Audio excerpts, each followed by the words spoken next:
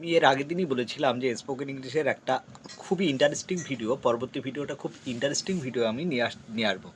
দেখো সেই বলতে বলতে সেই ভিডিওটা নিয়ে আজকে উপস্থিত হয়েছি। অর্থাৎ এটি আমার স্পোকেন ইংলিশের 25তম ভিডিও। এর আগে আমি 24টা ভিডিও আপলোড করেছি। প্রত্যেকটা ভিডিওই কিন্তু খুবই গুরুত্বপূর্ণ। তোমরা একটা ভিডিও স্কিপ করবে না। একটা স্কিপ করলে পরেরটা কিন্তু তোমাদের বুঝতে অসুবিধা হবে। প্রকৃতভাবে তোমরা যদি স্পোকেন ইংলিশ শিখতে চাও, প্রত্যেকটা ভিডিও কিন্তু তোমাকে ফলো করতে হবে। আর ফলো করতে গেলে কী করতে হবে? আমার চ্যানেলটা তো সাবস্ক্রাইব করতে হবে, তোমরা বুঝতে পারছো। যারা এখনও নতুন সাবস্ক্রাইব করোনি অবশ্যই চ্যানেলটি সাবস্ক্রাইব করে দিও। আর যারা ইতিমধ্যে সাবস্ক্রাইব করেছো তাদেরকে তো অসংখ্য ধন্যবাদ। দেখো আজকে আমি কি নিয়ে তোমাদের সঙ্গে আলোচনা করতে চলেছি, স্পোকেন ইংলিশের নতুন ভিডিওটা।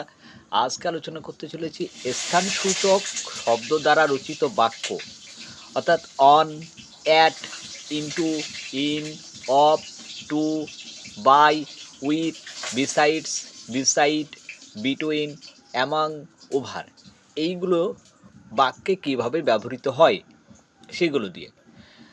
দেখো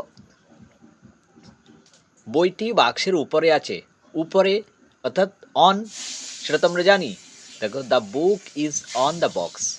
তারপরে কেরানি চেয়ারে বসে আছেন। দেখো এখানে চেয়ারে যুক্ত, তাই এখানে কী হবে? At. The clerk is at the seat. তারপর কি? দরজায় সবুজ রং লাগানো আছে। There is green paint on the door. দরজার উপরে, তাই অন। দেখো বাবা দরজায় দাঁড়িয়ে আছেন, এটাও কিন্তু দরজার সঙ্গে যুক্ত আছেন, তাই at. Father is standing at the door. এটা মেঝেতে রেখো না, don't leave it on the floor. মেঝের উপরে, তাই অন। আমি আপনার সাথে বাড়িতে দেখা করব, বাড়িতে ছোট জায়গায়, তাই হবে at. I shall see you at home. কমলা ঘরের মধ্যে আছে, কি? কমলা ইজ কামিং।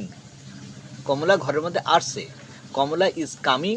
দেখো ঘরের মধ্যে, তাই ইনটু, অর্থাৎ ইনটু দ্য রুম। লোকেরা নদীতে স্নান করে, দেখো নদীতে, তাই এখানে in. People bath in the river. তারপর কি আসছে? শিশুটি নদীতে পড়ে গেল। নদীর মধ্যে বোঝাতে into. The child fail into the river. আমরা বেঞ্চে বসে আছি, কিন্তু বাবা ইজি চেয়ারে বসে আছেন। আমরা বেঞ্চের উপরে বসে আছি, তাই on. We sit on the bench, but father sits in the armchair. আর্ম চেয়ারের মধ্যে বাবা বসে আছেন। আপনি টেবিলে বসেন না, বসেন না। Why don't you sit at table. দেখো কমলা কলম ড্রয়ারের মধ্যে আছে, মধ্যে, তাই in. The pen is in the drawer. তিনি নিজের বাড়ির ভিতরে গেলেন। দেখো বাড়ির ভিতরের দিকে কথা বলছি, তাই কি হবে? Into. He went into his house. চিঠিটা ডাকে পাঠানো হয়েছিল। The letter was sent by post. ডাকের দ্বারা, তাই বাই। আমরা কেকটি 4 ভাগে ভাগ করলাম, 4 ভাগে ভাগ করলাম, তাই কয়েকটা টুকরো অংশ চলে আসছে, তাই into. We cut the cake into 4 pieces. উনি দিল্লিতে থাকেন, কিন্তু ওর ভাই ফরিদাবাদে। দেখো দিল্লি একটা বড় জায়গা, তাই in. He lives in Delhi, but his brother leaves at Faridabad. এই থাকাটা একটা সাময়িক থাকা, এখানে কিন্তু বাস করার অর্থ বোঝাচ্ছে না।